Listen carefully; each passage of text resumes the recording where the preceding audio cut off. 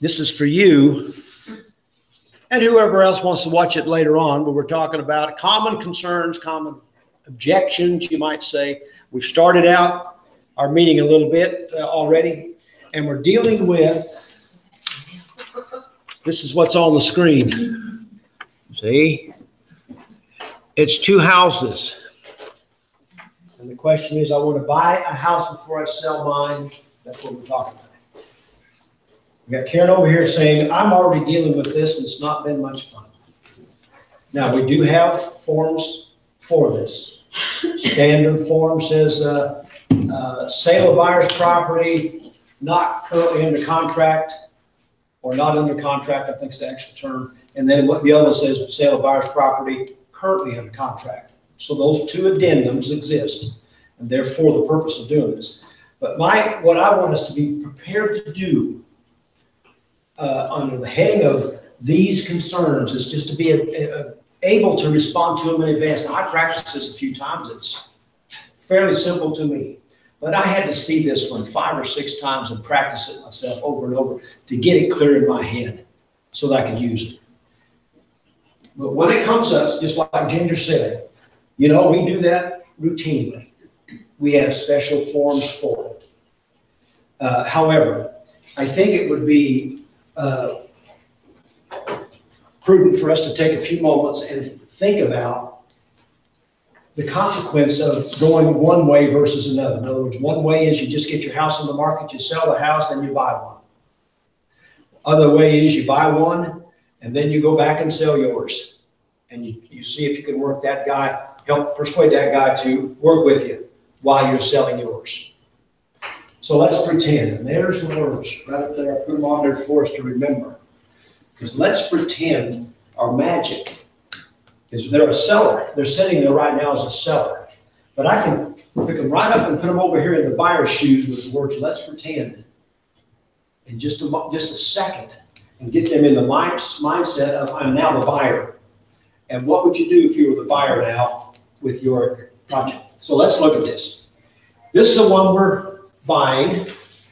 This is a scenario where we're going up in value. Most of the time, that's what we're dealing with. They're moving up some. Even if they're moving down in size, they are not necessarily moving down in price. Our baby boomers very often are moving down in size. They don't have all these kids and all that, don't need that much space. But they're getting every bell and whistle, and they're paying the same price. They're just getting a smaller version. And that's happening. So it's still an equal or bigger price.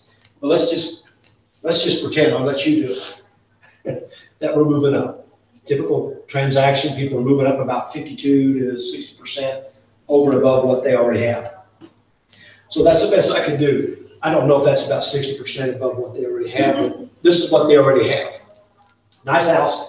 160%. Not very much, but yeah.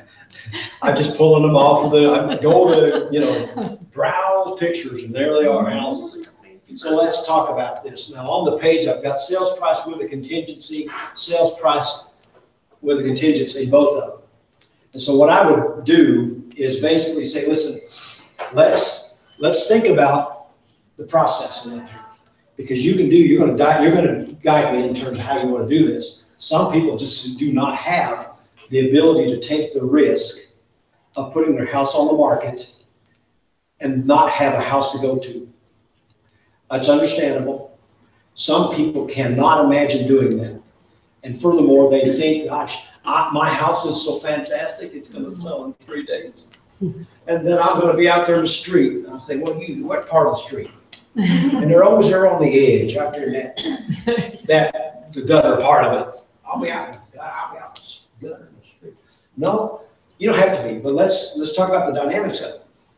Let's pretend that we're going to go buy this house that you're moving up to, and you have your house, you don't have it on the market yet, but let's just go pretend that you're going to make a proposal on that property. And give me some kind of round figure. What kind of price property does that look like here? I can give you my real case. Okay, give it the number. His property is listed right now for 140. So the little one's 140 you have now? Right. Mm-hmm. Have a 140. Okay, we want, 175, he's not moving up much. Oh my God, but it's hardly enough for me to do the example. Yeah. Well, you can do 275 if you want. Let's say, let's just, 250, let's just, you know, just for the example. It's gonna be the same principle. But ultimately, let's just say we acknowledge we have this one. We're gonna go out and buy this one. We're out looking around and we find it. And I usually draw some, you know, we found it upstairs, there's some little happy faces in the windows. And downstairs, right over here, this window on the left, there's another happy face, and that's a magnificent utility room, and she has fallen in love. Kids have picked out their rooms. They want to be upstairs. Hey, thank God. Their toys are out of sight. I can appreciate it why you're excited about buying this. Now, what would you propose? Let's say, you know, you're just buying a house, forget you got a house to sell. What would you typically offer for this $250,000 house? I'm not telling them they have to offer full price. Oh, you're ahead of me now. Oh. But you're in real estate, see? Yeah, you got ahead of me. Yeah. What would you do? So let's just say you don't have a house to sell. You're selling at $250. All right, seems like we were talking a while ago. We were talking about not being able to find much in that price range. But what would maybe I'll ask this. You guys are realtors, I'll ask you this. What's the list to sales price ratio currently? Pardon me? 2 to 3%. I have it right there handy, 97.7 to be exact. But 2 to 3%. So 3% off of 250, if that, you know, would just be somewhat normal. What is it? Give me that 7,500. number. Pardon me? 7,500. 7,500 off. So do that math. What is it? It's 200 and, no, it's not 7,500, is it? That's 242. 500. It's Two- two, Yeah. So 242.5. Same price, same 7,500. All right, 242.5 is fairly close to what you would expect to land on, somewhere in there, within 1% of that. And so that's usually what I do. I literally ask them. Vicki jumped on ahead of me because she's a realtor. But if she was a consumer, I would have to say, well, no consumer's gonna tell me I'm gonna give them 250. They never start there. The buyer never starts there. He always, remember that principle? He always wants to pay less, the seller always wants to pay more, and that principle never stopped for 40 years, and I'm counting. So the reality is they're probably going to come in around 242.5. Maybe we get another couple thousand, possibly more than that out of it. But at the end of the day, that's fairly realistic. That is your 97%, which is what market's 97.7, give or take, it's just the example. But that's one reason I want you to know, where is that data that tells me what the list to sales price ratio is? Because they might say, well, I probably offer 200 to start with. And I tell you that. And you can write it down and you say, well, you know, a typical person is probably going to offer, I got the stats right here. Here they are. Hold on, I got them in my, you know, close to my heart right here. Got them right here. We pull it out. Yeah, 97.7% is about what the average person is offering. So somewhere in the, you know, they're probably going to negotiate a little. But 97% would be 242.5. It's not unreasonable to think that maybe you could buy that 250 for 242.5 if you don't have to pay. You're not asking for closing costs. You got no house to sell. You're a cash buyer.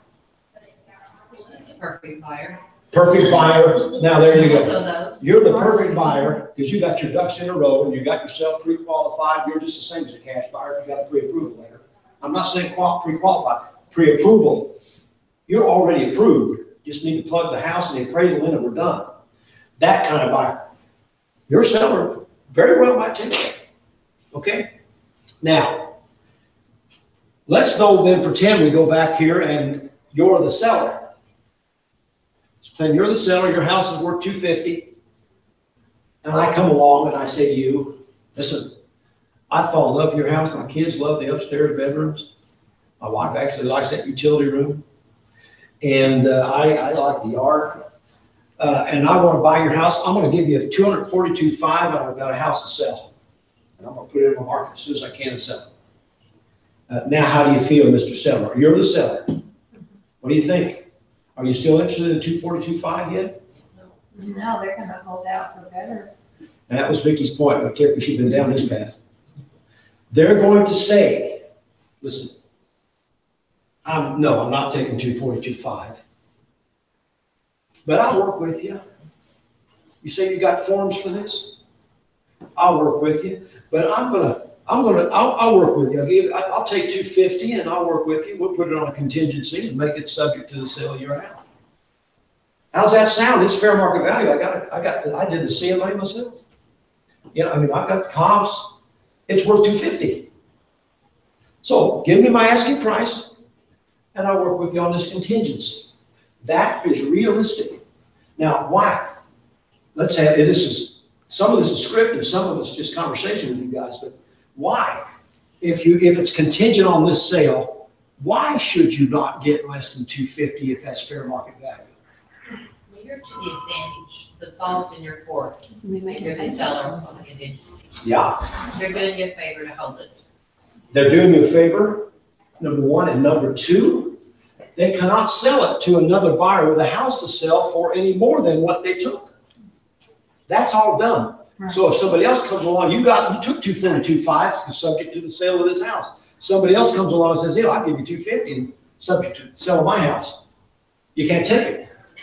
You can't take that 250 because you already have one of those. You can take a 250 from a guy that's got a house already sold or doesn't have a house to sell. You can take whatever you want to. You can take 230 out. But the reason that seller probably doesn't want to come off any more than his asking price under those terms is he can't get any more than whatever you give him. And that's another reason he won't do it. Because I'll sit there and say, Mr. Seller, if you take the 242.5, and I understand you might be willing to, but if somebody else comes along, has got a house to sell, and I can leverage that situation enough to get you 245, I'd like to be in a position to do that. So let's see what we can do, but let's trade. You give me my price, I'll give you your terms.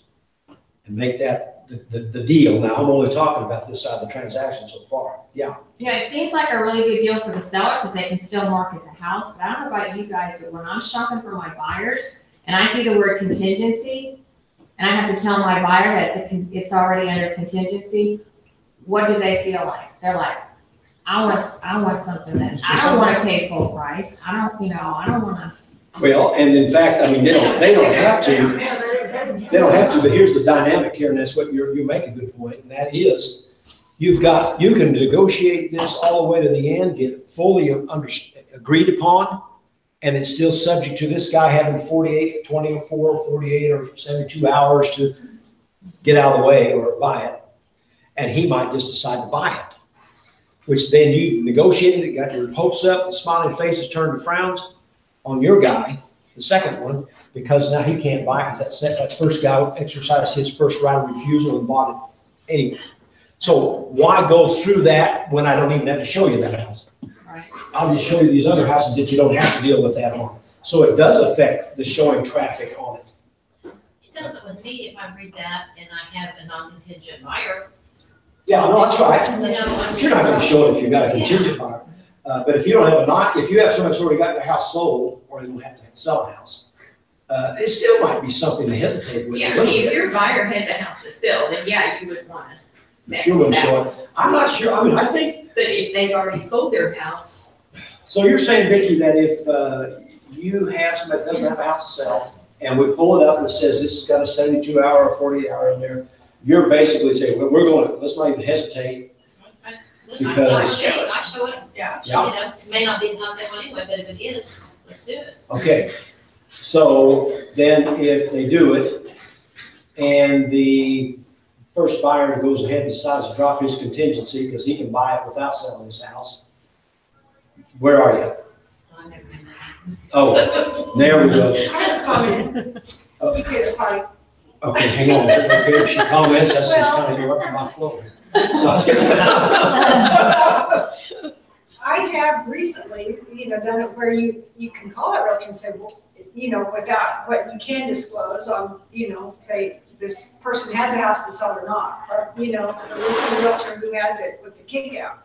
Because if you've got a house that is showing so much you think it's going to sell really fast, they might consider your buyer you know, if the other one's got a big high dollar house and it's gonna take them months and months to sell. So what you're talking I about? don't know, That's- yeah, you that's lost a Talking it. about being a second buyer. No, that's a really good point, because from the seller standpoint, you know, the listing agent, if I had one, I would ask them, what kind of house do you have? I would wanna know, you know, what are we dealing with? I had a deal, well, on my listing, we had 2 or 3 contingency offers. It's hard to decide which one to take. This lower price one in another state, this higher price one that's here, it's gorgeous, but it's gonna be priced really high, you know. And so what ended up happening is they took the one that was out of state, but they were having trouble getting it sold in the end. And finally, the other one that was high dollar ended up getting her sold. It didn't appraise, but they somehow worked through it and ended up being the ones who got the house. Oh, that's cool. Yeah, so I mean, I'm wrestling with small price property in Arizona, wintertime. Is that a better risk of that selling versus a overpriced, we know going to be overpriced, bigger house here in Oklahoma City. We know the market here, we really almost for sure think that's not going to sell. And the opposite happened. The one in Arizona didn't sell. In fact, that guy backed out. After just 30 days, it's changed his mind for 60. And the other buyer went ahead, we drug them back into the mix, and they sold their house, sure enough, and everything did appraisal, but they worked it out and closed.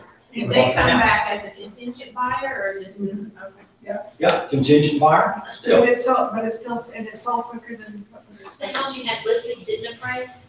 No, the No, one, the one the that one was that selling. the one that the buyer that did come through, but they worked it out. And then the ones who applied.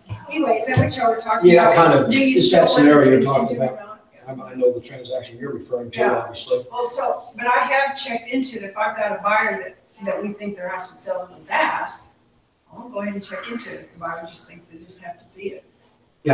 Okay, so let me get to the point here of what's the difference then? Right here now, so far, on this negotiation, if the seller's without a contingency prone to maybe 240, 2.5, but with the contingency 250.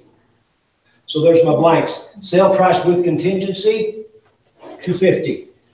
Sales price without the contingency, 240, 2.5. So right there, $7,500, that's Mary's number. Difference so far. So it's possible that I conceded $7,500 of the equity that I built up in this one in order to buy that one, and I haven't even come back to putting my house on the market yet, but I mean, the negotiating dynamic is likely this. You're gonna get to pay $250, or maybe you'll pay $242, $245, but you may not, you probably won't pay $250. If you don't have a house to sell, or you got yours under contract and everything looks solid. You're a clean, perfect buyer, you very well are not gonna have to pay $250 for it. Do you And, recommend if you're making an offer with a contingency that you do offer full price? That's where I I start. think the less conditions you have on an offer, the more. My suggestion is this, and I'll get to it. My suggestion is get your darn house on the market. Let's at least be able to say we've had 10 showings yesterday or this week, or we've had 2 offers, give them some feedback. If you don't have it sold, at least be able to tell somebody, we've had it on the market, we've tested the market, we're getting traffic, and it's just a matter of time. That's better than, I have no idea what's gonna happen when I put this thing on the market. But best case scenario, I have my house sold. I need to close by May the 30th. And I like yours. Are you interested? That's where I'd love you to get yourself positioned. So let's go back now. So let's concede that maybe we left a little bit on the table on the purchase side of this already. That's what the picture is. So I'm writing in there sales price with the contingency, $250. Fair market value, don't worry about it. It's just a few thousand.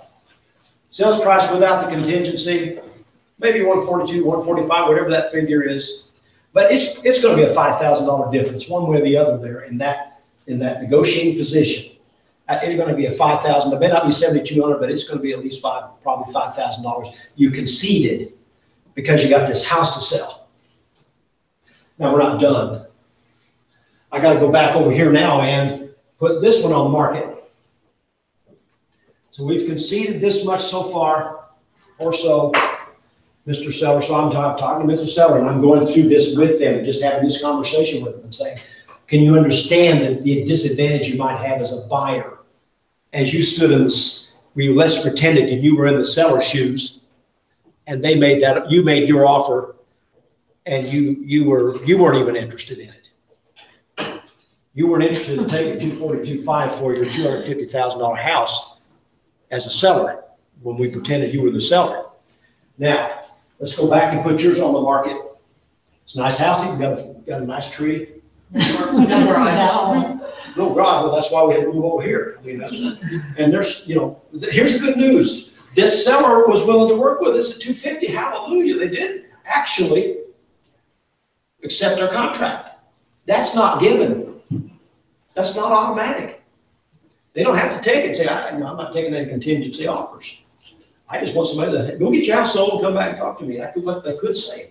But to be kind and generous and whatever, we're going to throw in our buyer whatever form and not under contract and throw those dynamics into the mix and work with you. And you go try to get your house sold. Meanwhile, we're going to keep ours on the market. And if we come up with somebody that doesn't have to sell their house, we'll be letting you know. If we get a deal put together with them, and you'll have X number of hours, minimum 24, to decide if you're going to drop your contingency or get your house sold and be able to document it with the actual contract forms in our hands before we accept that you're dropping that contingency. We're going to look at your contract ourselves with our own eyes. At least that's what the forms say. Now we're going back over here. Let's pretend then that we've got all these smiling faces still over there. The emotional attachments are growing by the hour. Want this house. All right. What would we have? What kind of proposal? Let me do my math on this one. 140,000 times 97%, 135.8 would be 97%.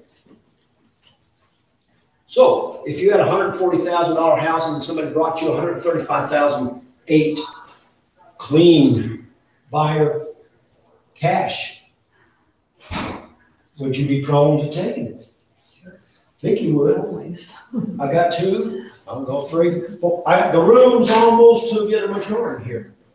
Probably so, if it's clean, simple. So now let's pretend this is the case. You don't have this one. It's not in the mix yet. You've looked enough to know that what I'm looking for is out there. All the ones I looked at with this price range look real good to me. I just haven't committed to one yet. And I went ahead and took Don's advice. I went back and put my house on the market for $140,000. And we're going to put this thing on the market and see what the market does. We don't have another one in the mix. And now I get a 135.8 offer. Under those dynamics, am I prone to jumping on it? Let's just put it that way. Or might I think a little bit about counter? I got a counter over here, got a counter over here, got a maybe over here, got a somewhere. And so it's possible that dynamic would be, well, you're saying to me, Don, I don't even have a house to go to yet. What do you mean? Take less money. I don't even have one picked out. I'm getting a little uncomfortable as you get, here you are coming around with a buyer on this thing and I don't even know where I'm going. That's right. You want to counter? Yeah, why not? Why not I get 140,000 or 139 or better than 135.8? Because obviously the marketplace is interested. So here's the thing you're thinking, I know. Well, what if we do sell the darn thing for any sales price? We don't have one picked out yet. Isn't that risky? Not really. Because ultimately, I'd like you, as soon as I put your house on the market, you go down and get approved for that one. I mean approved, not pre-qualified. You're approved. They validated everything. They've confirmed everything. You're actually approved, underwriter approved. And we just got to put an address and get an appraisal and title work, and we're done. So I want you to do that when we first start. Even before we do this, we don't even look at the houses yet. We went down and did that right here. So you are a cash buyer when we get yours sold. It's equivalent to it. So my contention is that you're likely, if you got this contingency going, and and the emotional attachments and that dynamic going, you're very, very likely to take this. Maybe less. But if you don't have this going, you're very likely going to counter. And maybe, not maybe asking price, but let's say you come off a couple thousand. So let's say 138. Counter back for 138. Say, okay, I think since I don't have any place to go yet, let's see if we can get 138. So the difference between that 5, 6, 7, 8, it's about 20, what is it, $2,200. So the reality is it could be a $2,200 difference there in terms of what I left on the table. So a total of 7, 8, 9, 5, 6, 7, $9,800 is what you could potentially leave on the table by buying this one first, make it contingent on a sale of this one, and then having that emotional dynamic playing on this one when you go to sell it too, and you take less for it because you got that one. That's you're moving toward and you want it so bad. So all I'm doing is saying, I don't mind which way you go, but just understand that your equity is at more risk by buying the house first and then going back and selling it than it would be if you just get the house in the market first and test the market, at least see what reaction you're getting. See if it's sitting, showing, or selling. And then let's go look out there in the marketplace for what you're after.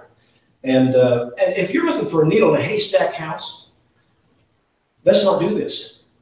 Let's find the needle and do the contingency. Because I don't want to sell your house and then not be able to find you something that you're going to be happy with. I don't want you settling for something just because you got your house sold. But if you're looking for something out there and you look at one or two 250s, or every time I send you something, you say, wow, wow, wow.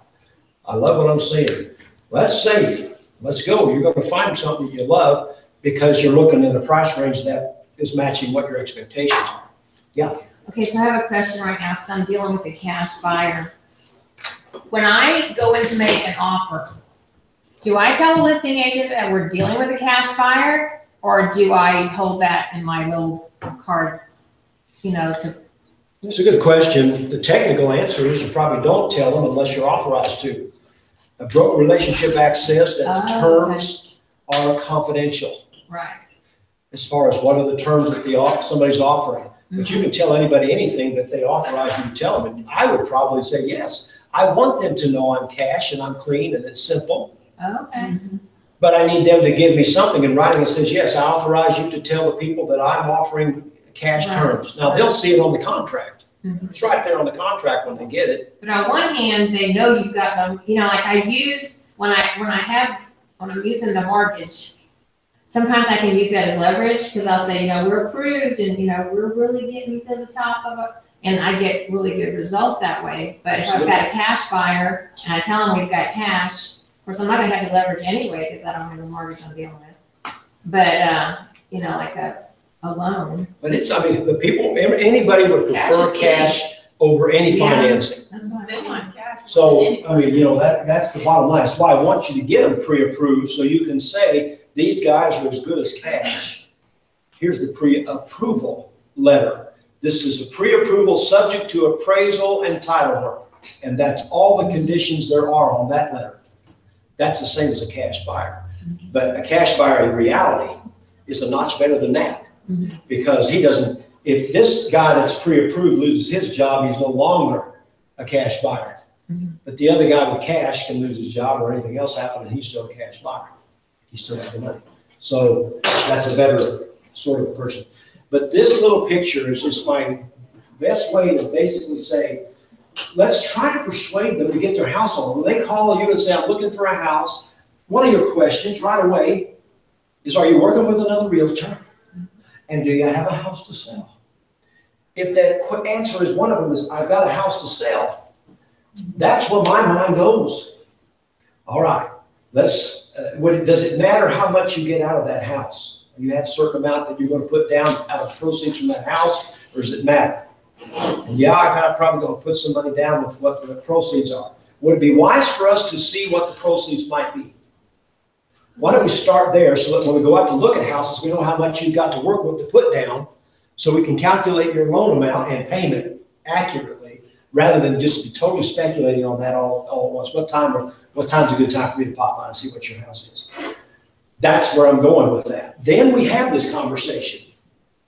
And we're saying, well, gosh, I'm sure excited about getting out maybe this weekend looking at houses. So I'm kind of excited about myself. But now that we're sitting here talking about the dynamics of where we're sitting here today in your house and in this chair, I'd love you to focus on getting this job started and maybe partly done. And then we'll keep you informed.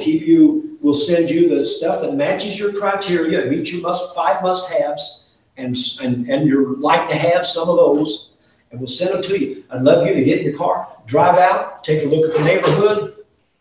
I'd prefer you look on Saturday. Let's make sure that when everybody's home, we know what it looks like. And then let's see how this goes, because we might be overestimating a little bit on it. We might be pretty hot. But here's what you're going to do. We're going to control the timing. So don't worry about being out in the street. Because if you get yourself pre-approved ahead of time, you're all the way pre-approved or you're well on the way to that, and your house sells tomorrow, we are going to put on to close on or before, and we're going to put 60 days in that blank. Now, what that will do for you is it'll give you 30 days to find a house and 30 more to close it. Those are both reasonable expectations, and most buyers would be willing to wait 60, maybe not 90, but 60 days on or before for you to get your stuff done. And that's how we're going to control this. But if you've got your financing already approved, we can look for a whole 30 days before we need to pick something out. If you can't find it in 30, if you can't find it in 1 week, then we're looking in the wrong price range.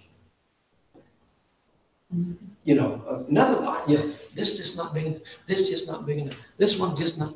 You're looking in the wrong price range. For God's sake, get over here. This is, oh yeah. I mean, that's the problem. If we get out there and you're not finding something, is you're just in the wrong price range. We adjust it. I'm so glad you said that. I have 5 buyers and I never thought about telling you. Well, here's the deal. That's why, Karen, it is a matter of mind, having a mind open to things. But here's the thing. My mind goes to this. If I adjust this to I look 10,000 more, it sounds like quite a bit.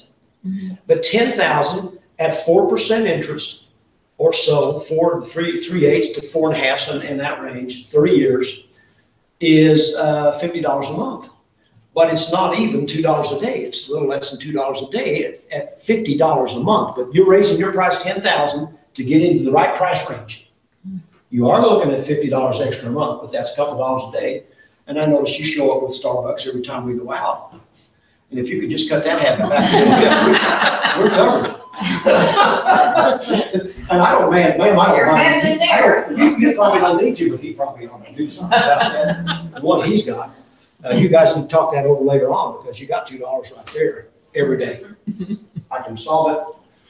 So anyway, that's the thinking, was be able to, in your mind, be able to calculate the payment. And that's why I keep going back to it. We're up now to 4 3/8 and beyond. But 4 3/8 is $5 a thousand.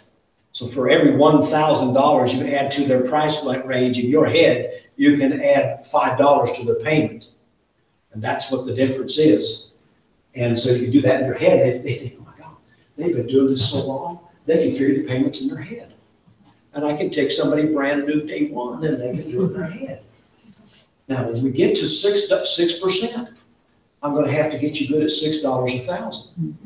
And I'm not as fast on $6 a thousand as I am on 5. But 5's easy. And then here we got Ginger. She said, well, sure, anybody can multiply 5 by 10, but what about 5 by 20? Oh, well, 5 by 10 is 50 times 2 is 100.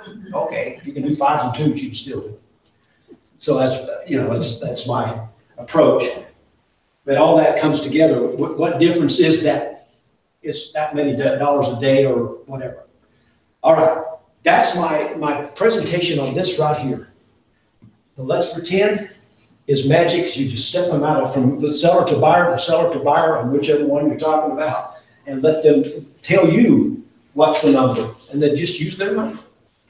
And say, let's say you're making an offer on a house, are you gonna pay asking price? No.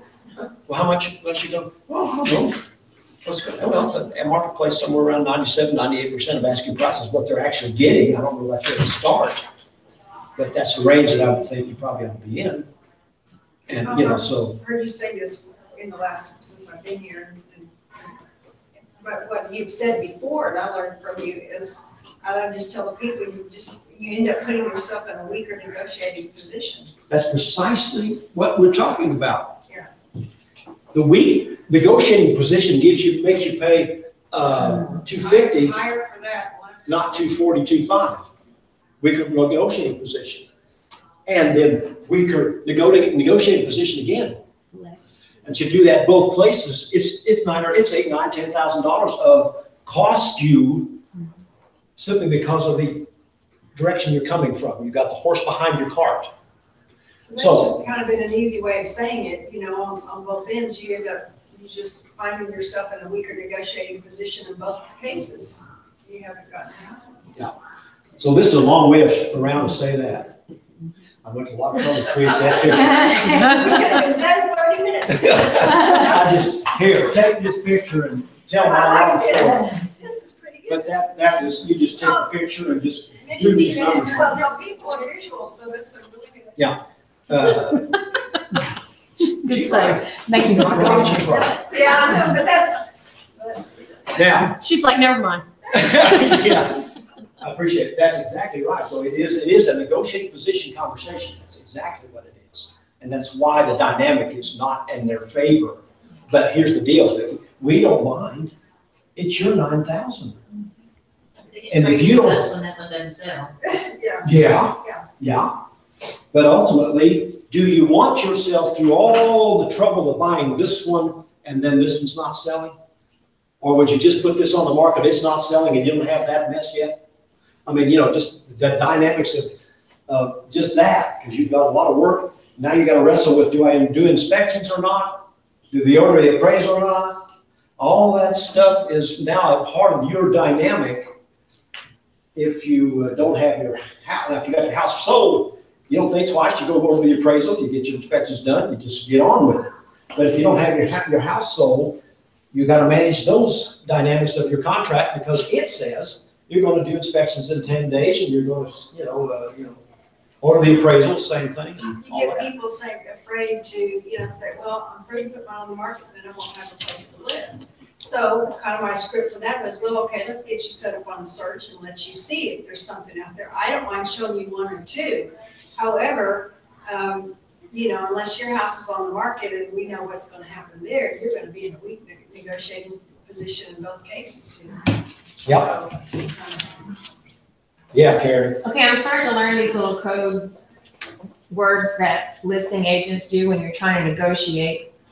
One of them is, my seller is highly motivated, which means you can send me a low ball offer. That's what I did. And then, but here's one that just drives me crazy. They don't have to sell. Yeah, that's good. Why is it on the market? What do you say? It's on the market. Why is it Yeah, on it's the on the market? market, and it's like, well, they don't have to sell. well, so I don't acknowledge it. Just don't have to. Just ignore it. I have to say something. I mean, if they're saying that, I mean, let's think about the logic of it. I'm looking out there in your yard and there's a sign. I looked over there in the MLS and there's a printout. Exactly. There's pictures. And now you're saying you don't want to sell? I'd probably ask him, For God's sake, what did you waste all that time for? why do you Why have is it? this, and what roaster would take one that they Yeah. have to sell? Why is it Well, listed? they're just trying to use psychology and Yeah. saying, We're not We're not negotiable. Yeah, what that is code for is we're not negotiable, or I don't want to have to negotiate much with you. But that doesn't mean they don't want to sell. Market, I mean, what they think is fair. Yeah, I think, you're right. Now, let's go back to that statement. My people are highly motivated. Okay? Just have written approval from your seller to say that. Because that is also Oh, if you're on the confidential. other side, Yeah. I see, yeah. It's also confidential.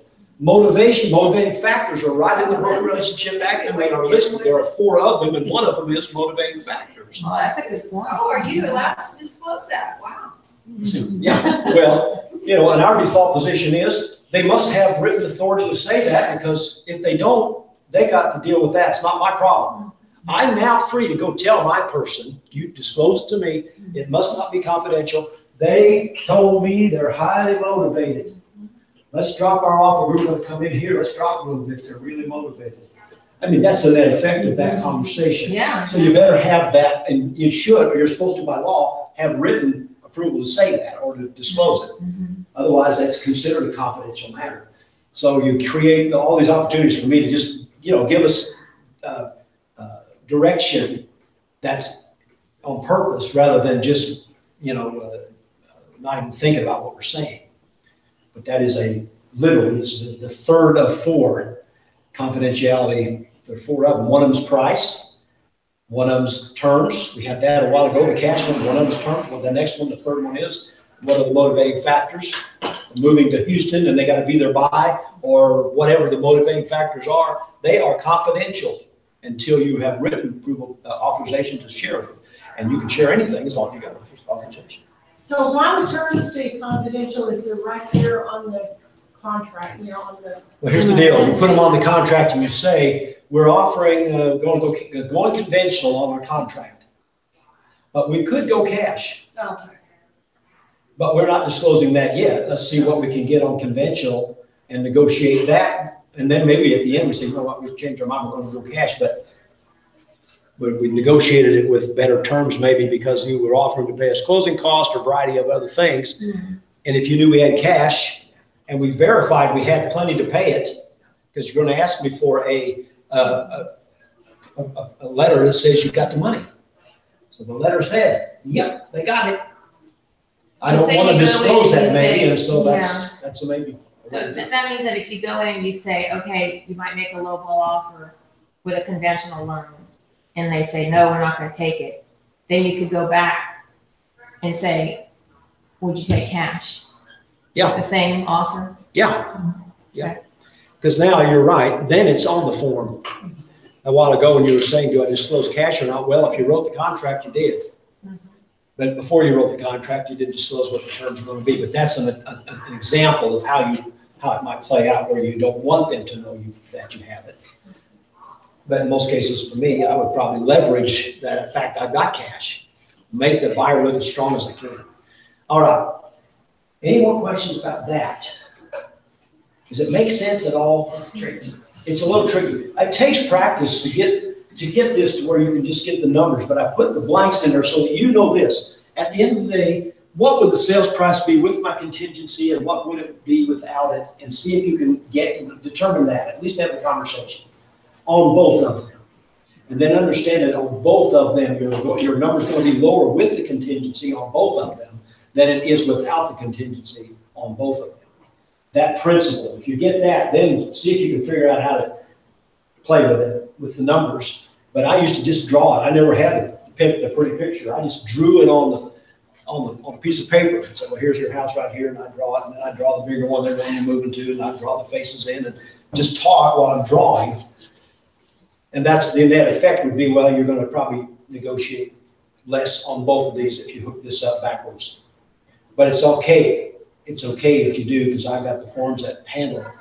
And I'll do the best I can to get every dime of your equity here. But the natural dynamics of the transaction are working against us. And you need to know that. You could have a lesser realtor that doesn't necessarily know how to explain this, but just let you do it. Not even, you lose $9,000 negotiating margin, you don't even know what happened. You close the deal, you don't even know it. I'm just here to let you know it could happen. And that's because I've got some experience with this, and I think it's unfair for you not to know this. So now, I put another one together here. It's called I Have a Friend in Real Estate. Has that ever come up? Oh, yeah. Oh my God, Karen's had it already come up once. All right, now, I mean, and I think we ought to talk about it at least. This is not magic or perfect. I just think we ought to think about it, because we are asking you, we're coming to this building every day and we say, call your friends, call your friends, call your friends, cold call them, then you say call your friends. Well, they're not your friends if you cold call them. That ought to be a warm call anyway. But I just sat down the other day and I wrote, or I just listed some stuff that if they have a friend that is, you know, a possibility for them to get help from, what are the risks? So I just, in fact, I wrote myself another one down here a while ago. What was it? Yeah. Are they full-time? I didn't add that one. But that would be one I'd probably add to this one. I should, if it's pretty as this is, I can maybe reprint it. But here's what I'd love us to just discuss a moment. Because as we go out and prospect with our friends, send stuff and ask them for business, that's what we do. But let's understand that when we do that, we need to know, understand that, are they comfortable with us knowing all their personal and financial business? We're friends, but do they want to be a friend that you know all that about? Or they're about to be that kind of a friend? Do you want that? So my point is, if you've got one no here, maybe you ought to think twice about whether you want to have your friend do it or not. So let's look at these. I just made these up the other day as I'm sitting there thinking about this question because I had to. It said here, I have a friend in real estate. Now I have written down there market share report. So I would go to the market share report and pull out these numbers over here and basically say, well, I don't know how many buyers your friend had last year for properties in your area, but here's how many we had. And so I don't know if that makes any difference to you, but I go with that right off. But I think, and I don't know if I would even pull this out or have it, I would just like to know and maybe ask. I don't know your friend, how well do you know them? Well, I know pretty well. We go out every Saturday night. Okay.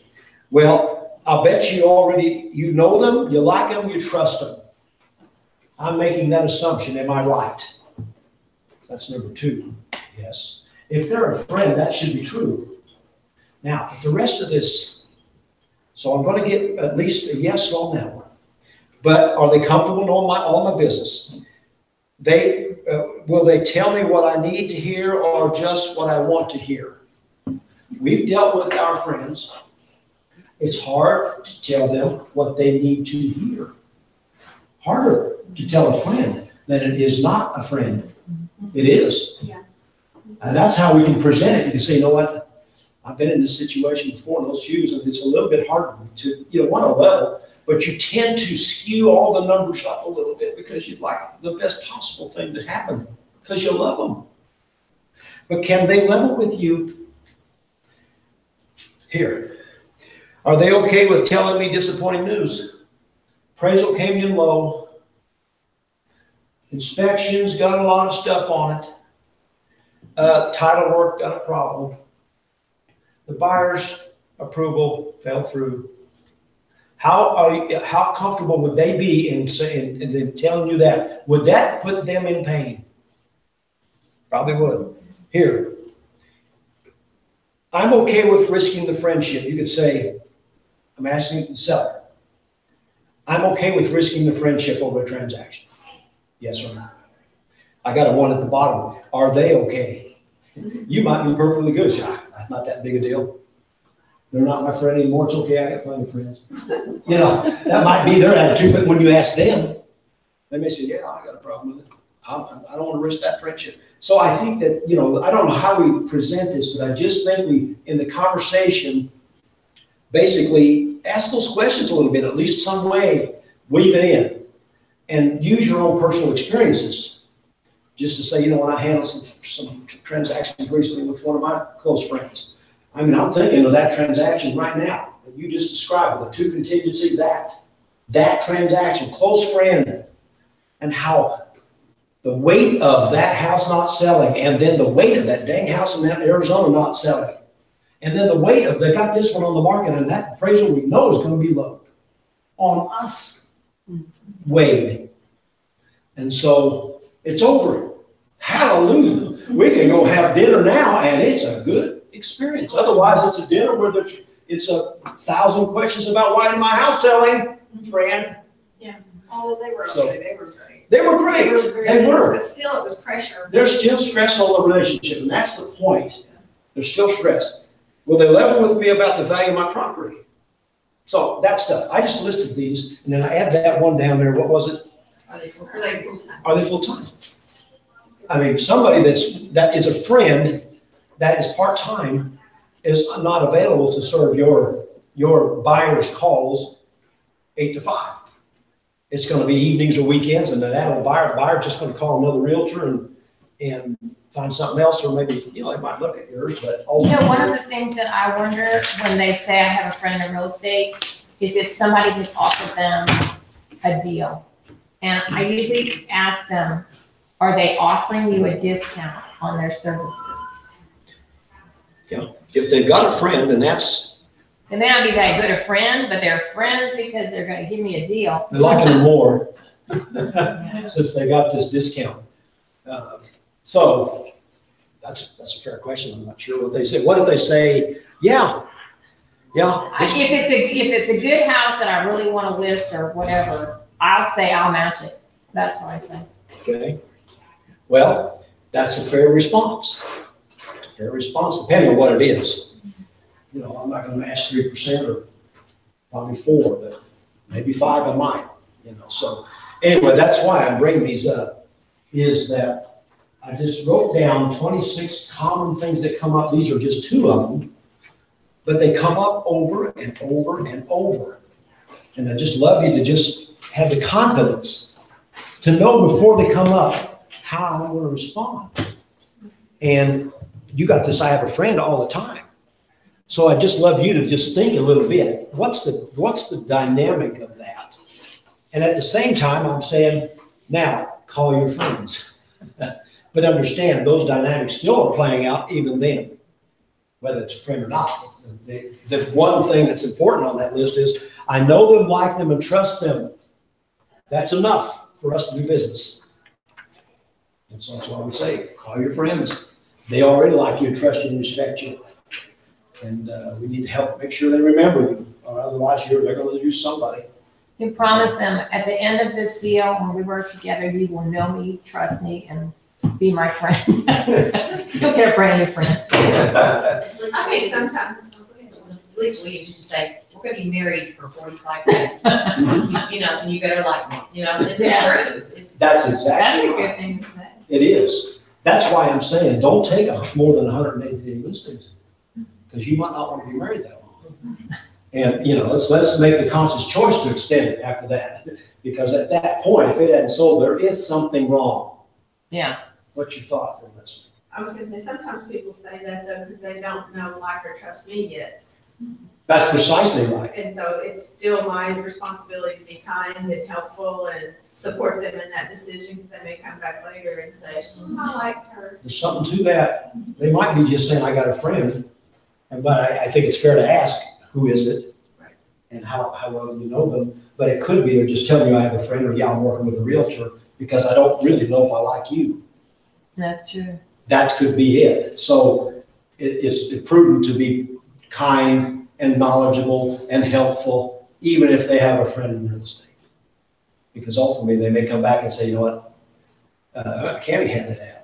She did. She had one, they just listed it. 3 days later, they called her back and said, we got out of that thing. And we're calling you back because we tried it for 3 days and it was just too much. Or something like that. I always exaggerate just for effect. All right. Anything else on this page while we're just talking about these things? You gotta be kidding. I can't do 2 at once. We just started. We just started here, and my gosh, we just started. Yes. You need one of these, one? Yep. The value of this piece of paper right here is just what are the darn common things that come up. And that's why I print them off, and we can add to them. But these come up over and over and over and over, and if they keep coming up over and over and over and over and over, let's be prepared for the ones that keep coming up over and over and over and over. That's the ones. If they come up once every 5 years, fine, let's wing it. Let's wing it on that one. But the one that just keeps coming up, let's just have the sense to be ready for it. And so we've covered, we had the I want to wait because one that we talked about already, and we had the marketability checklist one a week or so ago that just had all the, whatever, 19 or 20 things on there that they could do, the checklist. And then this is, we have a friend in real estate. This is one I got, I got a house to buy. I mean, I want to buy a house before I sell it. So I don't know if there's anything else on here that we could touch on. The one that, Zillow told us our house is worth. yeah. That's a good one. Yeah. And I had, I got time, but there is you can go to Zillow and literally pull up the degree of accuracy that they say their estimate has. And it's generally across the country plus or minus 8%. But you can go to Oklahoma City and pull the number up, and it'll say this percentage of them and this, we're within this range. And on these, it's got 3 different or 4 different measurements. I probably have to pull them up. I don't know how fast I can do it. But that's why I have it on there, because you guys need to know you can find that. You just go to Zillow, pull up a property, and let me just close this. Let me see if I can just. It's really nice to use that if you're the selling agent and Zillow has it like really way out there, and you can say, wow, look at what Zillow. I say, give me an address here. Let me just pull something up. 6400 Carling Street. 6400 CAR LING. Yeah. Street, Norman. There. There it is. Search. So anytime you have one of these come up, It's gone way down because it used to be over $1 million. That's what they had it for. $1 million? yeah, sound like the owner of Zillow they're having the same experience that he had. Wow. Let's see, where is it? There's That's Zestimate. sold for $2 million for 1 square foot. It's 1 square. Yeah, it's not very big, but Zestimate. Just you go to it and you click on Zestimate on any house. And it comes up and it says learn more. Can you see that? Learn more. Now I hope I can find this. But learn more, and it talks about all. And then let's see, accurate. How accurate is this estimate? Well, let's see. And then let's go down here and look at. These are just various cities, but you can go to. Let's go states. And Oklahoma, A, B, C, D, Oklahoma. And then I can pull it up and I can look in whatever county I'm in. Let's find Cleveland. Did you see it? Did I go past it already? Are these all in? C? They're not. They're not alphabetical. Okay, all right. I thought that was. Why aren't they in alphabetical? This is Oklahoma, apparently. Let's see, Oklahoma County. I'll use it. But here, this says right here, what's this first column? I'll just use it up here at the top. Can't remember what it says here, this column. Within 5% of sales price, K County is 39.6% of the time they're within 5%. In 61% of the time, they're within 10%. At 76% of the time, they're within 20%. You and me can get within 20% and just yell a number out. So I didn't get up here, but that's where you would go to and just make the case. Thank you for bringing it up. It didn't take me as long as I thought to find that, but just zip there and just say in your county, here's what it is. Here's what your numbers are. When you get ready to go out, before you go out, I'd have that printed off. Just have it there. And so I thought we might, because many people rely on that number, and we found it to be less than accurate sometimes. Every once in a while. In fact, on our house right now, it is exactly right. Wow. It's exactly right today. About a month ago, it's been within a month ago, it was exactly right, because we just had an appraisal done, and that is exactly what the appraisal Well, the came in. appraiser just took it off Zillow. Probably just took it off the Zillow, that's right. But let's say, so that part of the way to put it is, that don't blame them, because if you were flying over at 30,000 feet looking down at your house, you wouldn't be any better than they are. Oh, that's a good. And that's exactly what they're doing. They have not looked, they've never even been close to your house. They've just flown over and they kind of know how big the lot is. They know how big the house is. They know how old it is. They have no idea what it smells like. They don't even have any idea what the porch looks like. They don't know if your mailbox is painted or not. That's the thing. So they're flying over 30,000 feet. We've got to get a little more micro in terms of how we evaluate your house. And I'm standing here to look at it and evaluate it instead of getting my airplane and make a judgment call about it. So that's when you're flying over at 600 miles an hour and 30,000 feet, that's how it looks. You can't be very accurate. So on RPR, if you don't do any adjustments on that, is the value the same that's on the courthouse records? No. No. No. In Oklahoma City, it won't be. It could be the same, you know, it's possible. But what they're pulling from is the county record, yes. But they're also pulling from MLS here. So they're a little bit more accurate. They should be more accurate. But you can't trust any of them. My encouragement is see what you can verify. Right. But start, I mean, it is at least, it's somewhere between 0 and 3 million. And that RPR report will get you somewhere at least in the ballpark. Well, and I really do And then you can start. depend on, because it gives you how accurate they are, or, Guys got confident, confidence ratio. yeah. And if it's 5, I think, okay, I feel better about that. Yeah, because what that means is that all of these sources, county, maybe appraisal records, and MLS are all agreeing at a high level. That's where you get a 5-star, 4.5 star, is there, everything's agreeing. May all be wrong, but it's all agreeing. And they're telling you on there, if there's one A or R or something, if the MLS is included Yeah. or not. The R1 is RVM, is Realtor Value Model, which has MLS information in it. If it's AVM, that's Automated Value Model, that means there's no realtor data that they're finding or getting, and they're just pulling from county. And that's the difference between the AVM and the RVM. But that's a good point, because if it's got the R in it, it should be a little more accurate, because at least it is pulling from Where is MLS. that information located? Yeah, let's pull up one real quick.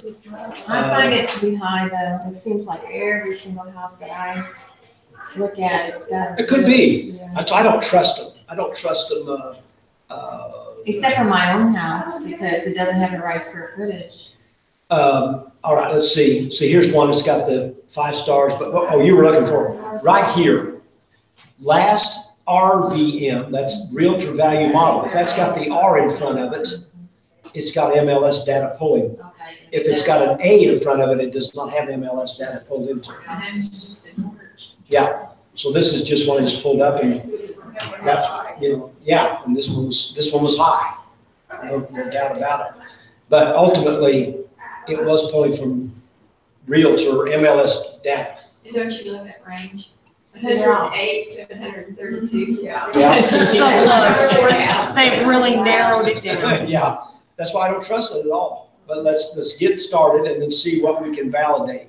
So that's why I'm going to appraisal, I'm going to this thing, I'm going to the realist, and looking at their number, and then I'm going to the MLS and say, what does the MLS allow me to defend, if any of these numbers? But ultimately, the weight of all of them give me more confidence and a better presentation when I get out there in front of that seller. Because if I get out in front of the seller and say, I did it from I figured it from appreciation.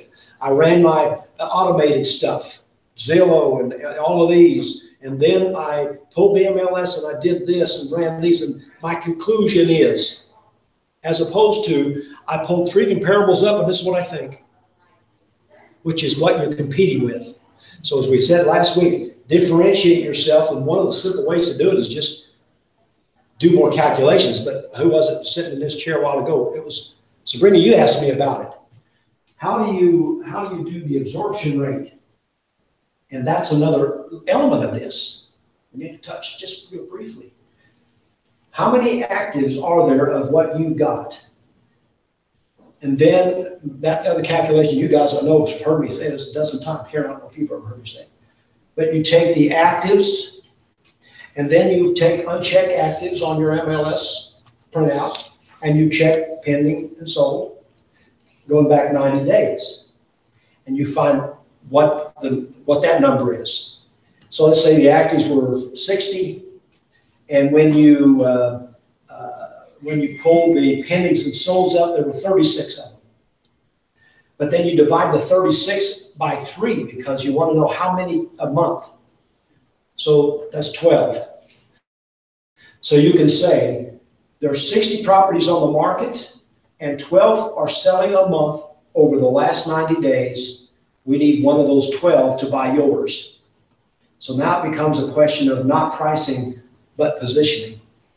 You're in, that's why I use my shopping cart scenario. You're in Walmart, you got your shopping cart, 60 of you are in line waiting to be checked out.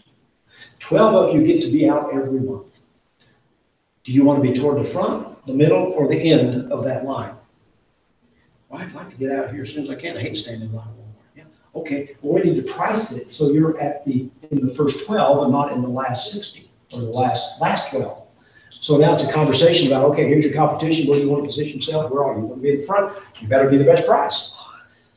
You want to take a little longer? Well, don't be the best price, but if you don't care, just put any price tag on it. We'll stick at the back of the line, sell on things. So it's my shopping cart thing. But they'll come back to that. That's another way to separate yourself. Because if you can say that, well, 12 buyers a month are buying houses like you have. You are not competing with anybody else out there that can say or will say that because they don't know how to calculate it. And you understand how powerful that is to say, well, 12 people are buying what you've got every month. Our job is to find one of those 12. I don't need all 12. I just need one of them. But it's happened 90 days in a row. And it's probable, highly probable, that it's going to happen this month. So let's just go, that at least we know what we're looking for. Here's the good news. It's not zero. Because even if I have one, it's not zero. But I have a few times that nothing, like you have sold in the last 90 days. And if you get a $700,000 or $800,000 price range, you will say that. Yeah, was this one of y'all's listings? It's one that's coming up, which, by the way, y'all. So where are you gonna price that? Well, We got to fix it. okay, so one of them has a renter in it, so there's gonna be two of them, and they're attached and. Oh, it's different? Yeah, so, there's still two different properties. So this one is the one the owners are living in, they're gonna do some fix-up, so it kind of depends on how much of their fixing up they're gonna do. We've gotten a structural engineer out there, you see a piece of siding missing at the top, so we need to see about that, but they're gonna kind of update their kitchen a little bit more and see. Probably, honestly, if they were selling them as is, I'd be selling them under 100 each. Yeah. But, That's the market analysis. 175 if you don't touch it, and. 250, 230 if you fix And if everything. somebody's. That's. Now, is that both sides? No, there's. 230 would be both sides. 230 both sides, yeah. Would be. Oh, the very 175 tip- would be both the very sides. tip top. No, it's gonna be under. It'll be 200 or less, But, depending on what they fix, but if somebody wants a ready-made renter, the renters are. backs up to the golf course over there more. That's coming. And 2-bedroom, 2-bath, each side. One of them's gonna be 14 1480 and 83, and the one on the right's 13. 13 something. 1416, 1480 over there. That's got a fireplace, the other one doesn't, I don't think. Yeah, they're- They both have fireplaces. It's just that one of them just has smaller. So anyway, I was just doing the research to help her I was out and having pull to this help stuff because I up. was struggling with it. So, but anyway, The difference on the RPR on my house, the RPR, which is the AVM, AVM, 433,000. Oh, difference of what? Between Well, what you what you saw pulled on up on Zillow. Go was Oh. 459, and this is saying 433. Yeah.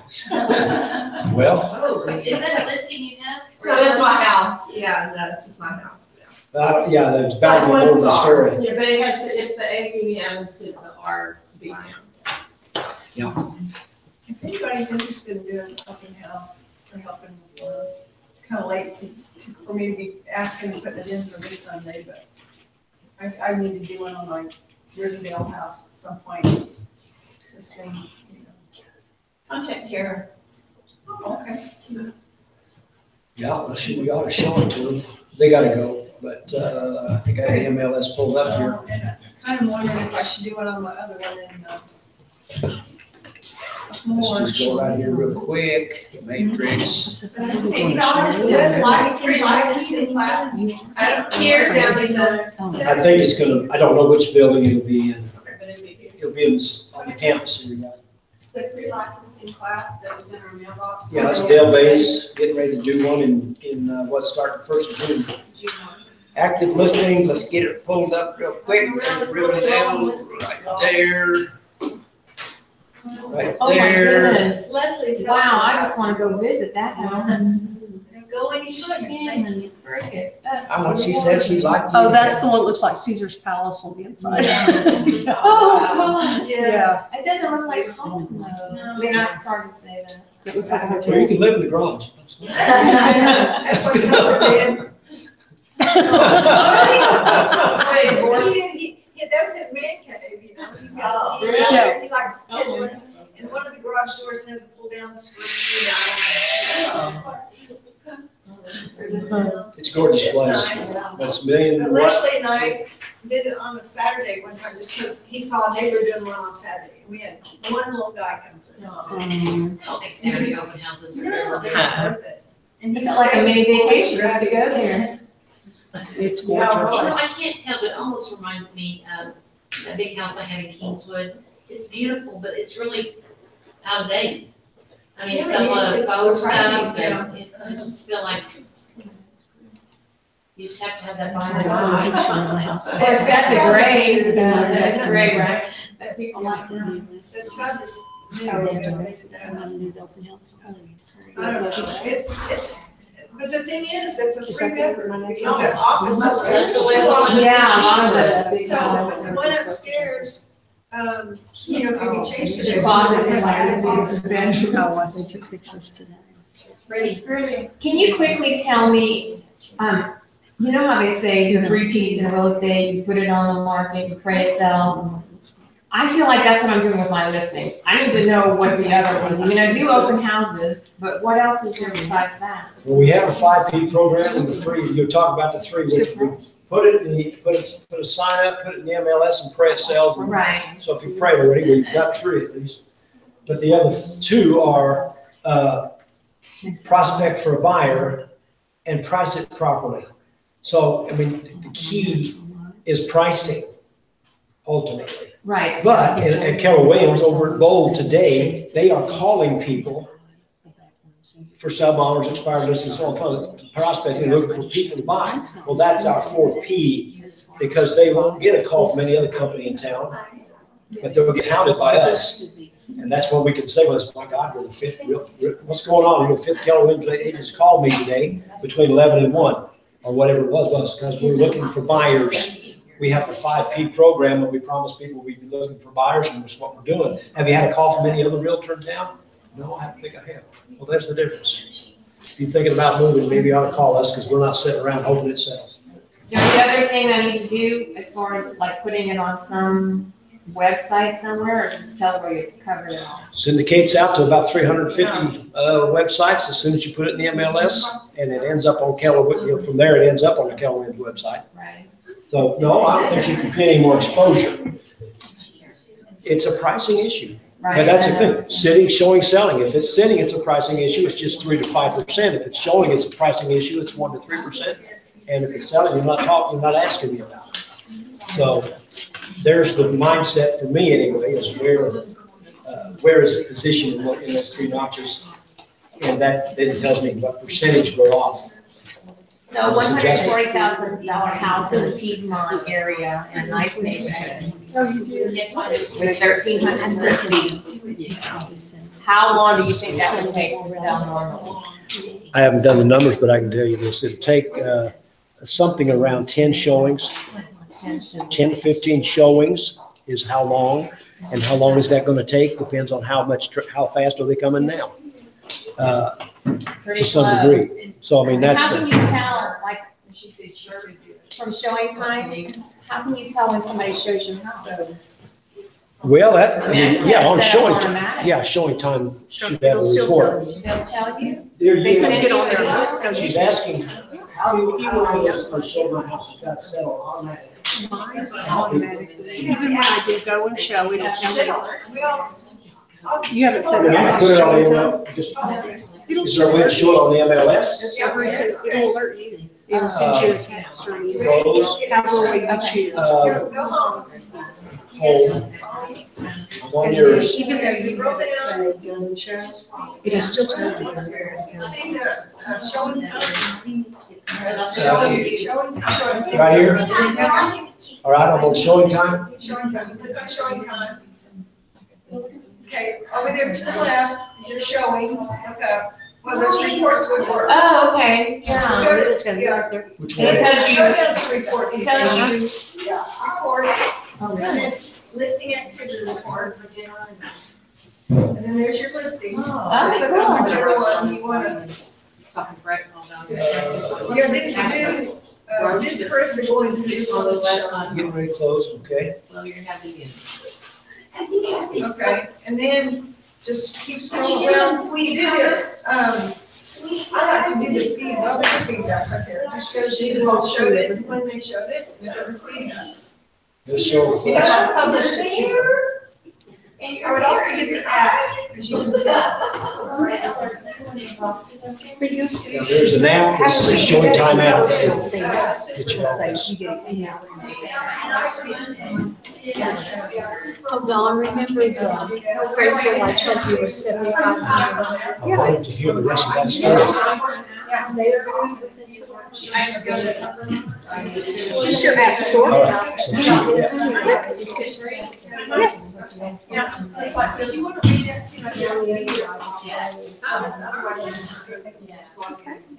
Well, you know, it'll send you a personal text. yeah. Just go back up and they've already got everything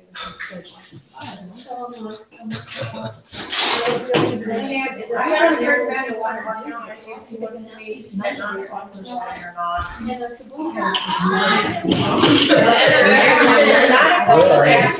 yeah, and so you can know, you can control where the problem or the delay is at, but it is prudent probably to find out, to know precisely why and where the holdup is. And be able to say to them, well, I'm the messenger here. What I've learned is here's why we're.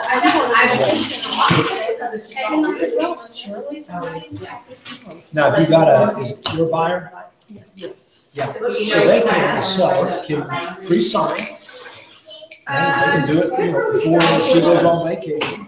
If it goes past when they're gonna be here, but they can go down and just pre-sign all the documents, authorize her to sign whatever she has. If they will have to trust her. And they won't do anything until everything is completely done properly and then they'll disperse. But otherwise, if they could do that, and maybe that's something that can help her understand that you can go ahead and still process it, and then when we get our stuff finished up here, we'll walk in and just finish it up and send everybody their checks. But you got past that hurdle. That seemed pretty big a week ago. And my sense is that by about Wednesday, you're going to be, before next Thursday, you'll have the story about this close, and here's what the rest of the story is. So anyway, I'm glad you're only in misery about 2 hours because I could tell you were actually really in misery. So your story and Marilyn's have the same thing. I told you they would. Very good, very good. Appreciate you reminding me. I was curious. Bye. So I have buyers on the house, and they're supposed to close on the 18th of next month. And the seller wants to rent out the house until June from then. That doesn't sound like a lot. Stand for me. And then you put your address of your listing in. No, they show up. There is a, seller occupied closing form. And, you have the buyer. How have you been to work, how's the seller been to work with so far? Fine. So we've done it, and it's worked out just fine. But there is the insurance for that seller is not what's covering the house, so they need to adjust their insurance so that they've got renter's insurance for that. 2 weeks. Well, 2 weeks isn't that bad. If your buyer doesn't have to have possession, they have flexibility. Obviously, same deal. The buyer won't have to pay copy of that period of time, 30 days. If they can give it for part of that period of time, or charge dollars, anything they want to, just leave it to stay. I wouldn't understand. But I would say we're still today, and, if they want to let them do it. What covers So- them from damage? Oh, for obviously insurance, but. Insurance, but then, it still needs to be This is how it in, works, is that once you're in there, the same condition. Right. So that is a risk.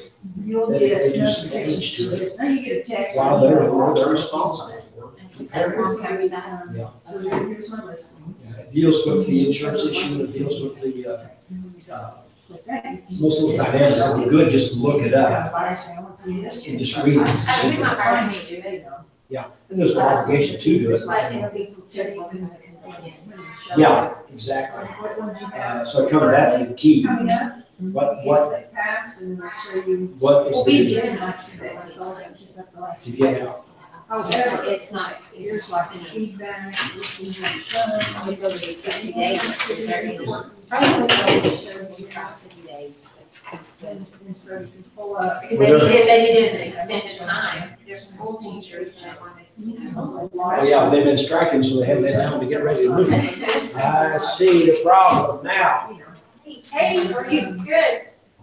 But anyway. I do, I was gonna say, you wanna Yeah. tackle that, Yeah. please? It's probably got a million pictures on it. These are the ones that did. But it's just the plan is that, because my assistant, he's- There is some risk involved, but it's the same risk that a seller takes to let a buyer move in early. It's that same dynamic in reverse, but it's no, but the issues are all the same. Who pays for what, who fixes what, all that. As long as they're occupied, to be in there, if something breaks down while you're living there. And then they say, and you guys might not put you first, but what if they need another week? Right, that's the thing, is, when they come along again, and what do? They're now they're a tenant. Yeah. And your options now are to, force them out through a retainer and go through a legal process to get them out. You can force them out, it'll take 60 days to do it. They're a tenant, they're used to it being their house, so yeah. They're not gonna do it. I am gonna go read that form that I There's two of them, I'm pulling both of them. I forget what they're called. That way at least I'll. Yeah, I know that they exist. I figured there was something they probably could. We've done it, and it was no problem, the buyer, the seller was perfect, the buyer was perfectly fine with it, they didn't need it. And they got along, and they were like each other. We did it, on a forced out, the seller was forced out by owner, I had the buyer, and my buyer wanted to close the week early, because it's right off. He was like, I just wanted, it didn't even happen, and not close the pitch. So we closed the week early on good ones to stay there, because they got contracts organized, and so my buyer was like, oh, this is the seller's like, this is it, and so I'm not paying you for a week, so the buyer's like, I'm good with that. And it all worked out, but. Yeah, because it is just better than they're doing to. So this is what I do once I hit it. I can do it on some. But I didn't know there was a form that existed, and so I just put it on an agenda.